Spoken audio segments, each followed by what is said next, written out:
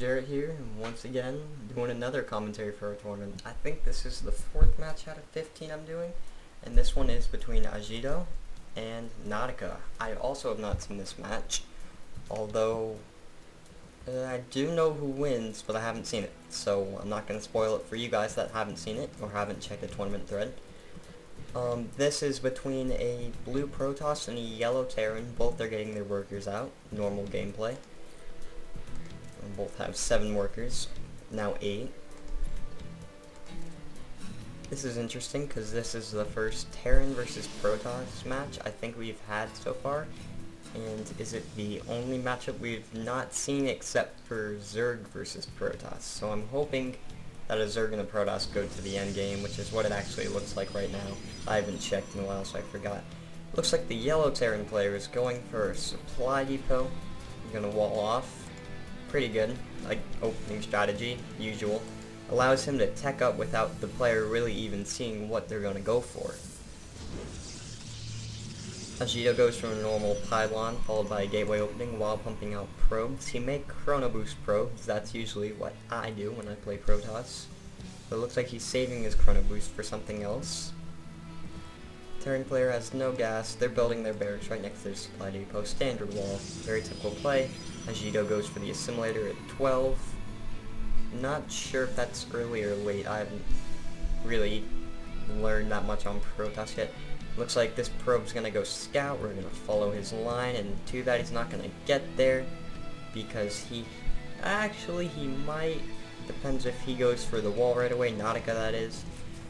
And he doesn't have minerals for the wall yet, and that probe's getting really close, but yes, it looks like he gets the wall down in time. No, maybe, yes, wait, what? I'm confused. Okay, so that probe gets in the base.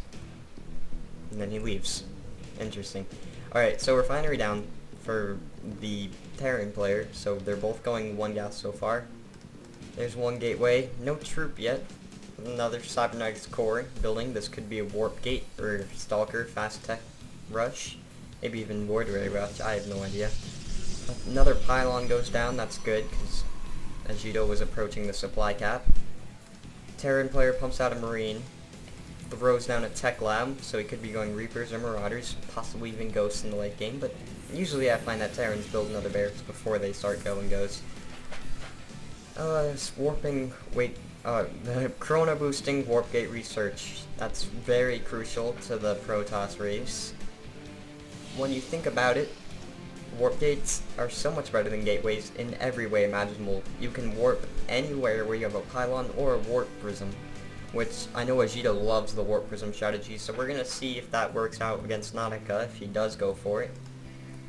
Nautica throws down a 2nd refinery, his 2nd barracks is on the way, has his tech lab which he's pumping out Reapers. He hasn't gotten nitro packs yet though, so Reapers are gonna be kinda slow. Ajido really has no troops right now, and he's going for a 4-gate robo build. Interesting. He should... Nah, I don't really have a suggestion right now, other than he should kind of get a troop out, I think, but at this point, it shouldn't really matter. That Reaper's going the wrong way. He should have scouted. Nautica, that's your problem. He didn't scout. Anyway, factory with a tech lab, so it could be going siege tanks or Thors, or he could be using the Terran strategy I so love by throwing the tech lab onto the starport. I don't know yet, it's too early to tell. So that Reaper went out, he's scouting. He doesn't see anything there, so he knows where the Protoss player is now. Ajido sends another probe out, I'm not sure what to do, maybe a proxy pylon. He sees the Reaper. I wonder if they're going to exchange glances. Nope, the Reaper goes right past him. The Reaper's going to hop up into his base and see what kind of damage he can do. This is also a good time to scout. So he sees the Zealot, hops back down, and I don't know, expect him to run back to his base. And there he is, back in his base. He isn't going for my favorite strategy, he's getting siege tech, so he's going for siege tanks. Starport isn't really doing anything yet. This is the popular 1-1-1 build, where you have 1 barracks, 1 factory, and 1 starport. And he throws down a reactor on the starport, so he could be going Vikings or Medvex. Command center, so he's going to expand soon. I'm interested to see whether he loads that up with SCVs before he lifts off, or trains SCVs while it's flying there. It's all preference, really. So here comes the warp prism. This is like an amazing way to sneak into an opponent's base. He warps. Your warp prism is basically a floating pylon that does not add to the supply count. He warps in troops and then moves in. We don't know if he's going to move in yet, but I can kind of expect that he will soon, because all the troops are over there. Not that he can see it.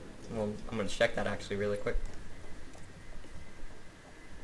So Ajido can't really see much. He doesn't know what's in the base. There could be 3 million Marines waiting for him. But that doesn't really matter. He has a backdoor into the opponent's base that the opponent probably doesn't know about. No, the opponent doesn't know about it either. Nautica is just sitting in the dark right now. So, we're gonna see either an interesting backdoor entrance, and yes we are. So this is no tech in this game. It's a warp prism rush, something I actually haven't seen yet, although Ajido managed to pull it off very well, I think. I'm impressed. That siege tank is too far away from the mineral line to do any good. That Reaper's gonna die right away. That Marine's gonna go down. Interesting play, interesting play. I think these are more pylons. Yes, more pylons are going out right now. Let's look at the units tab. So 2 Vikings, 2 siege tanks against 7 zealots and 3 stalkers. Warp prism doesn't do damage, it's more of just a floating, happy pylon. Anyways, these siege tanks might be able to fight off. No, doesn't look like it. Maybe not. No, they're definitely not going to fight it off. Because once you get too close, like I mentioned in previous Terran videos, the weakness of a siege tank is that if you're in siege mode, once the enemy gets too close, they're not going to be able to touch you. The siege tank, that is, they aren't going to be able to fight. So he's going to try to take out that Viking. It gets too far away, so he's just going to take out his wall right now. He's trying to rebuild his base, which I can't see happening right now. More troops get warped in, 4 zealots, so now he has 5 stalkers and 7 zealots. The Viking comes in, but I can't see him doing much good. He's gonna get shot down right away. Reaper goes out, but once again, Reapers are very fragile units. They only have 50 health and they have no armor, I think. Didn't get a chance to check that, oh well.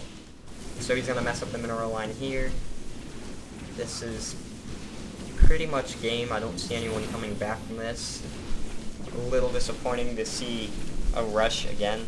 I'm hoping the finals isn't a rush like this, but if they are, I mean, oh well, not a whole lot.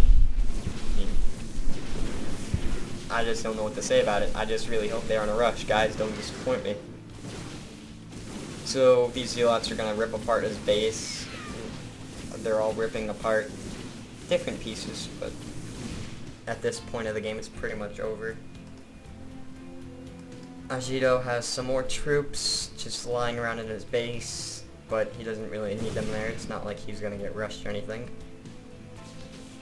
Engineering bay is going to go down next, which probably didn't do much good for Nautica, except, yeah, didn't do much good for him at all, actually. We're going to watch, no. I wonder where, I'm confused.